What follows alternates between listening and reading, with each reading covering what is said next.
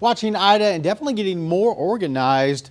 You can see starting to take on a little bit more of a hurricane shape. The center of the storm coming up over the western sections of Cuba. Now going over land won't help it much, but once it gets out into that Gulf of Mexico, it looks like it's really going to take off as far as getting stronger. Expecting a Category 3 by the time it makes landfall. Here's a special update they just sent out.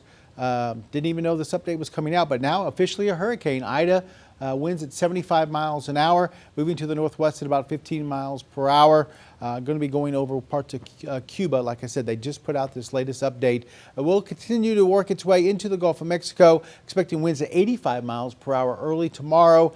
Category 2 and then a Category 3 hurricane as it moves through the Gulf of Mexico. They're expecting to have winds at 120 miles an hour as it moves into parts of southeastern Louisiana. Now this track is a little bit to the west from what we saw yesterday. But we're going to see these little changes in the track from east to west, kind of back and forth, I think, through the next day or so as computer models trying to zone in on what's going on. Don't pay so much attention to the center of the storm, but the cone, the edges of the storm. And you notice this cone is not going to be affecting southeast Texas here. So we'll see minimal effects from this storm. We might see breezy conditions, a little rain on Saturday and Sunday, but we're not going to get what they're going to get over towards New Orleans, Baton Rouge, Biloxi, Mobile. Those places are going to get a lot of rain, a lot of strong winds. New Orleans could see winds sustained at 100 miles per hour. We'll have to wait and see. Then once it does come on shore, it's going to continue to move off towards the north and east. So the good news, it's going to be moving away from us.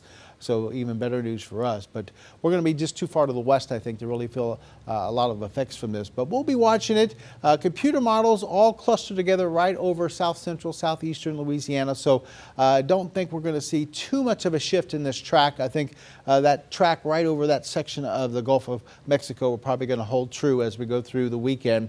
Now, there are a couple of watches out there. The area in orange here is a tropical storm watch where they could see wind gusts up over tropical storm force, up over 39 miles per hour through places like Calcasieu Parish, Beauregard, Vernon Parish, and then you go farther off towards the east, a little bit closer to the center of the storm. That's where they have hurricane watches, where once again they could see maybe hurricane force wind gust in that section of Louisiana. We have no watches here in southeast Texas. We are not expecting to see tropical storm force winds. We could see some gusts, maybe up to 30 or so, but I don't expect to see a whole lot here from that storm that's going to be moving well to our east. What should you do at this point? Just continue to watch, basically. Hopefully you've already got a plan in place that you've already known about since the beginning of hurricane season. Same deal with the supplies. Just kind of keep an eye on the storm over the weekend. Kind of keep it in the back of your mind. I wouldn't worry about it. It'll also be a weather aware as we head into Sunday, into early Monday, as that storm does come ashore and move through parts of Louisiana. Like I said, could throw us a few showers. It gets a little windy here. That's about it. Outside, we had generally partly cloudy skies. Here's a view from Education First Federal Credit Union, part of our Roofing 911 Live Skycam network.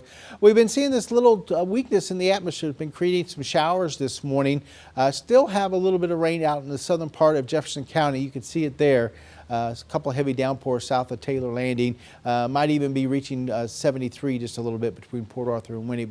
That is the only rain we have across the area right now. Temperatures getting close to 90. We're in the upper 80s, right near 90 degrees. And through the afternoon, we have about a 40% chance of catching some more showers. I think most of them should be dying down by the time we get into the evening. A lot of football games tonight. Might be a couple of random showers left over by then, but things should be pretty dry. And then tomorrow, once again, about a 40–50% chance of some scattered showers popping up as temperatures get back up into the lower 90s. Coastal marine forecast, a southeasterly wind 10 to 15 knots, seas from 2 to 4 feet. Once again, 30–40% chance of some scattered showers and thunderstorms today, highs in the lower 90s. And then for tonight, a couple of showers around middle to lower 70s going into your Saturday morning. Forecast for Saturday and Sunday. Saturday, about a 50% chance of rain. This is not associated with the storm. Sunday, as the storm starts to come closer, we actually will see less rain, about a 30% chance of a few showers. Same deal on Monday. Most of the rain will be centered around the storm, so we'll see just a couple isolated showers on Monday. Tuesday, Wednesday, Thursday, rain chances stay low next week with highs in the lower to middle 90s. All right, so Ida officially a hurricane now, and you expect it to grow to about a Category 3 before it strikes our friends in Louisiana. Yeah, like I said, the conditions in the Gulf of Mexico are perfect for development of these storms. High pressure overhead, there's no wind shear, warm water.